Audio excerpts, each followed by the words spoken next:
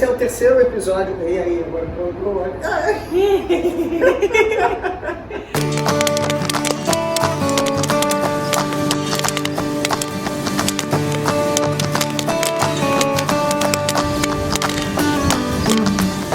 esse é o terceiro episódio da nossa série Pipoca Jurídica. Você que não assistiu o episódio 1 e o episódio 2, vai lá no canal Experimento 237 ou no canal Vanice Vale e assiste o episódio 1 e o episódio 2. Mas esse é o terceiro episódio da série Pipoca Jurídica. A gente está conversando sobre filmes e a interação, ou como o tema da inteligência artificial aparece na filmografia e quais são as questões que ele suscita para o direito. Se tiver um filme na cabeça que você queira que a gente comente depois, deixa aí alguma coisa aqui nos comentários. Que, quem sabe a gente faz um episódio só pra você, ainda diz quem é que pediu, faz a referência tudo direitinho. Hoje a gente quer falar sobre duas questões que são sugeridas por outros filmes, que são o tema da interpretação e o tema da explicabilidade. Você vai explicar o que é explicabilidade? Tem que explicar. A explicação de explicabilidade só não se explica. Não se explica. Vamos tentar. Vamos ver. Glossário dos temas tecnológicos. O que diabos é explicabilidade? Explicabilidade é espécie do gênero inteligibilidade. Isso é coisa do povo da área tech, hein? Vamos entender. Inteligibilidade é o gênero, são todas as coisas que concorrem para a gente entender bem como funciona o mecanismo de IA. Aí você tem a arquitetura tecnológica, que é qual é o método de programação, quais são as bases de dados, etc, etc. E você tem a explicabilidade, que é a análise de qual é o tipo de operação, qual foi o percurso lógico que o mecanismo de inteligência artificial desenvolveu para chegar àquela conclusão. Entendi. Tá. Então, nossos temas hoje são interpretação e explicabilidade.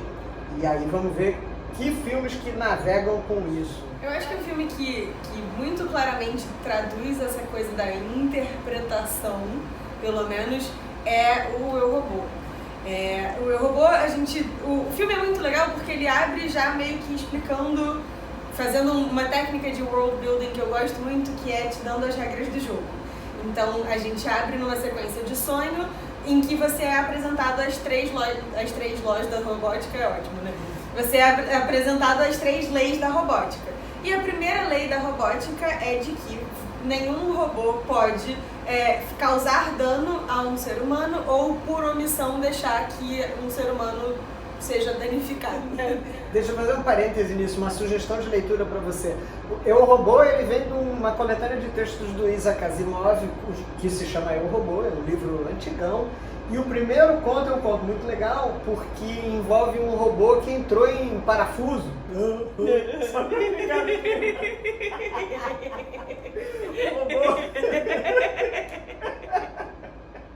o robô entrou em parafuso. Fritou um circuito.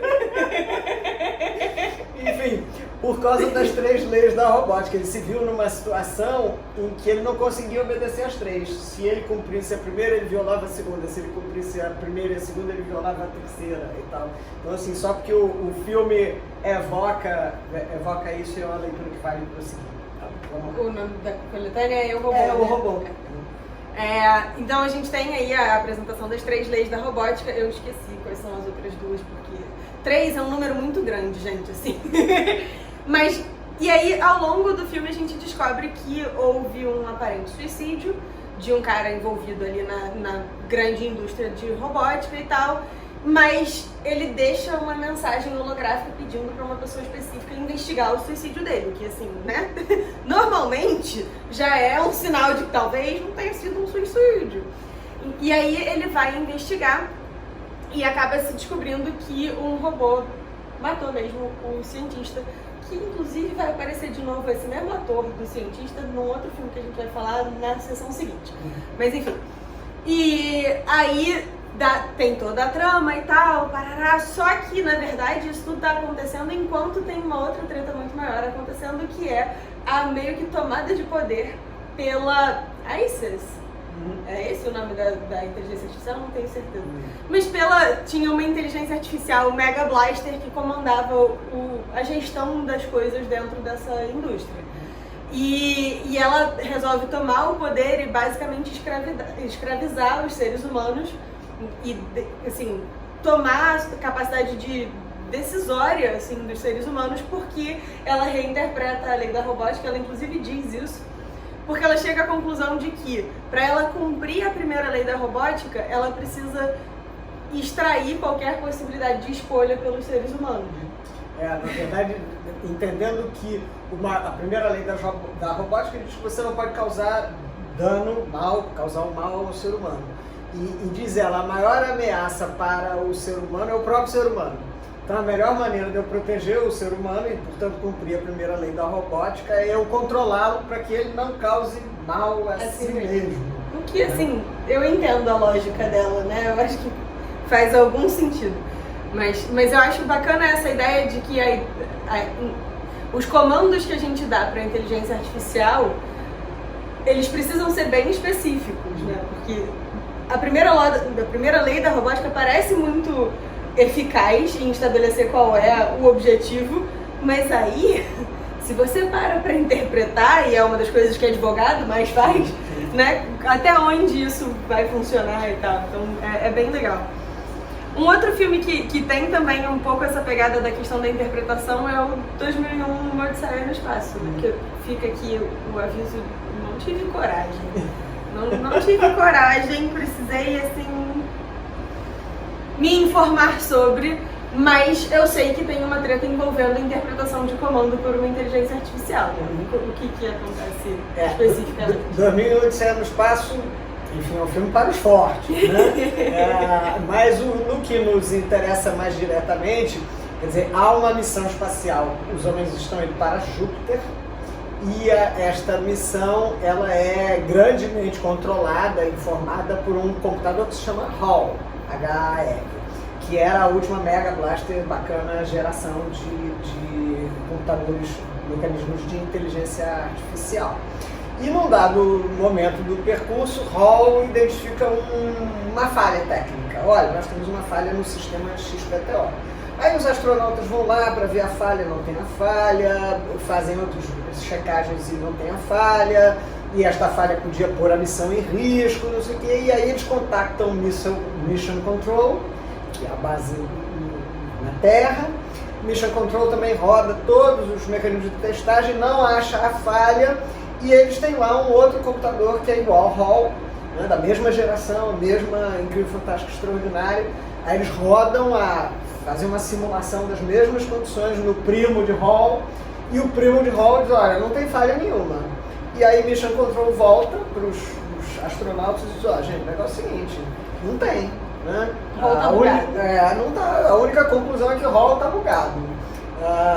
E aí desliga, né? O Mission Control cessa a comunicação, e aí tem uma cena clássica, né? HAL dizendo, eu espero que vocês não tenham ficado preocupados com isto. Aí o astronauta, não, faz cara de paisagem, não, tá tudo bacana, eu tô em Júpiter com um computador enlouquecido. Faz a egípcia, não, bobeira, nada, que isso. Aí o astronauta diz para HAL assim, mas como é que você explicaria esta situação? E aí HAL diz, olha, considerando que computadores da minha geração não falham, o meu recorde é impecável, o meu registro, né, meu report é impecável, a única explicação é que seja falha humana. E aí, a partir daí, dá-se o desenlace do filme, vai assistir para você saber como é que é. Né? Mas isso é o que nos interessa. Assim, a única interpretação que o computador, que a IA conseguiu formular, eu não posso estar errado, quem tem que estar errado, então, são vocês. Se os meus parâmetros estão certos, eles estão certos porque eu fui programado para estar certo, então o erro só pode estar vindo da banda de vocês. E assim, o que eu acho interessante, tanto no Eu, Robô, quanto no 2001, Odisseia no Espaço, é o seguinte, o mecanismo de inteligência artificial que a gente, para conceituar, e nós vimos isso lá no primeiro episódio, a gente, para conceituar, se aproxima da ideia de imitar a lógica humana. É o mecanismo de inteligência artificial incidindo no mesmo problema que o ser humano incide, que é interpretar. Né? Então, não é tão simples quanto parece. E quanto mais parecido for o mecanismo de inteligência artificial com o ser humano, mais espaço de interpretação ele vai querer ter. Né? E aí, a propósito do comentário que você fez, né, sobre essa ideia de espaço de interpretação. Quando você pensa em mecanismos de Deep Learning, a ideia do Deep Learning é que o mecanismo de inteligência artificial enxerga o que você não enxergou. E aí, portanto, o seu comando algoritmo enxerga os microdados, né, os padrões e as correlações que a inteligência humana não percebe.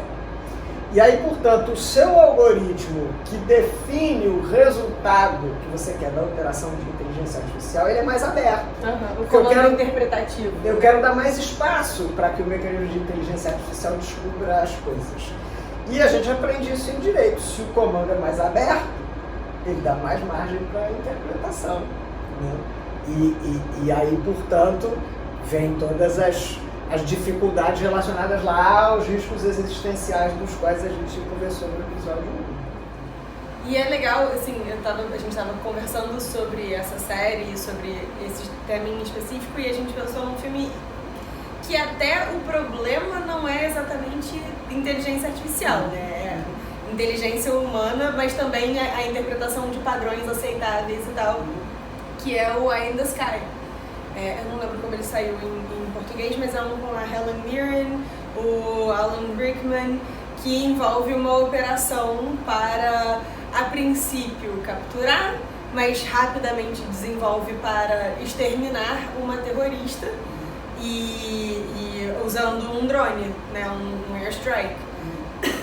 E eles têm lá um padrão de cálculo de dano colateral para que a missão seja aceitável e aprovada, e a personagem da Helen Mirren se vê obrigada a tentar minimamente contornar esses padrões para viabilizar, porque ela estava perseguindo aquela terrorista há 6 anos, e essa foi a primeira vez que ela conseguiu se aproximar dela, né?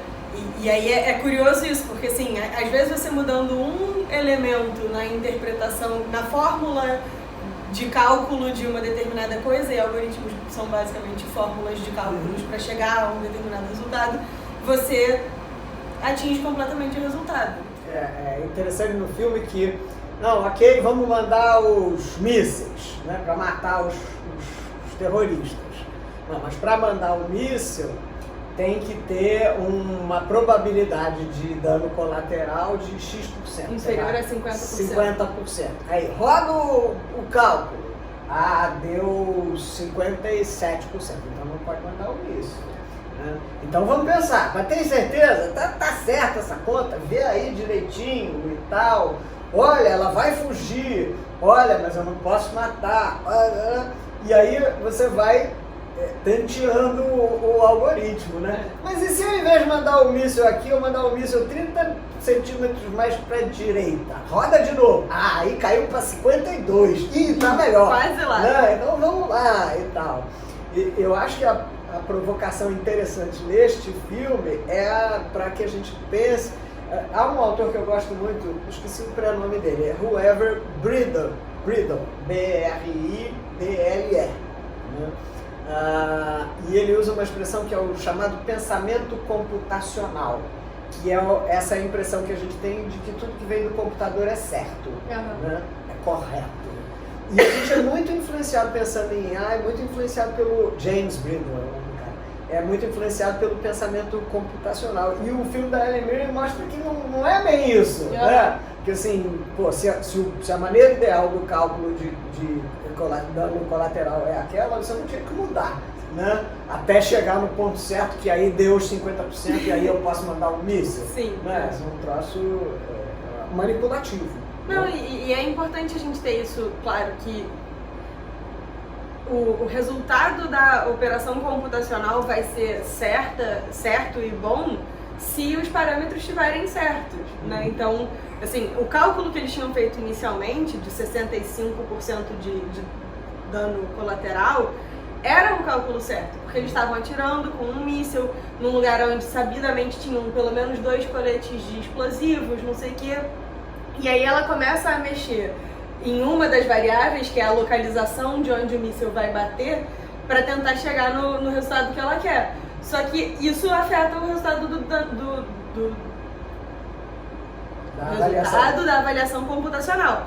Porque beleza, se eu chegar um pouquinho pro lado, você não vai estar atirando diretamente nos explosivos, mas ainda existe um risco do explosivo explodir. Então acaba que você vai meio que compound o risco. Mas aí o cálculo deles não tinha mais esse elemento. E é essa a principal diferença no efeito lá da conta. Então, isso é uma coisa que a gente precisa sempre ter em mente, né? Você ter um algoritmo não quer dizer que o resultado vai ser sempre aquele que a gente quer efetivamente. Aí assim, no diálogo com o direito, né? Então, primeiro, sempre continuaremos tendo espaço para interpretação e isso é o que justifica a necessidade de que você tenha pelo menos uma instância recursal ou um nível adicional onde tem o agente humano. Sim. Porque é o agente humano que vai poder fazer essa checagem da interpretação que o mecanismo de inteligência artificial construiu.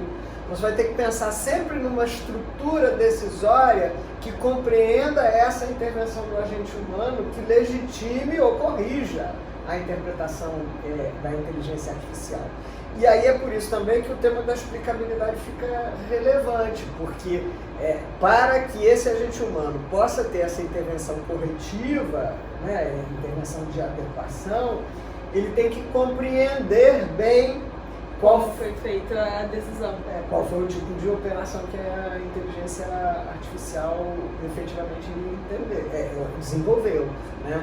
E aí então isso são pautas regulatórias para o direito, quer dizer, o direito precisa pensar em como construir esse tipo de acompanhamento, que na minha visão, a gente sempre pensa, então vamos fazer uma regulamento, uma lei, vamos fazer uma lei. Né? Pô, se tu for nesse caminho em inteligência artificial, vai dar ruim. Vai dar sempre 60 passos atrasado. Isso, porque não só desenvolve muito rápido, cada vez mais rápido e com especificidades em cada campo. Né? Então, o caminho não é o caminho, necessariamente o caminho legislativo. Né? É o caminho regulatório, é o caminho do controle social, é o caminho do acompanhamento da sociedade civil. Então essas foram as considerações aí nesse nosso episódio 3 sobre inteligibilidade e explicabilidade. Você tem uma dúvida, tem uma sugestão, lembrou de um filme que a gente podia ter referido nesse tema, bota aí nos comentários pra gente, quem sabe, voltar a falar sobre isso. E não esquece de curtir o vídeo e compartilhar com alguém que você acha que possa se interessar, porque isso ajuda também. Isso é importante. E assim, a gente tem ideias para seguir aí pipocando a pipoca jurídica, mas aí é importante saber que você curtiu, que você gostou. E a gente se vê então no próximo vídeo, o vídeo de episódio 4, que vai envolver as questões de inteligência artificial e alienação.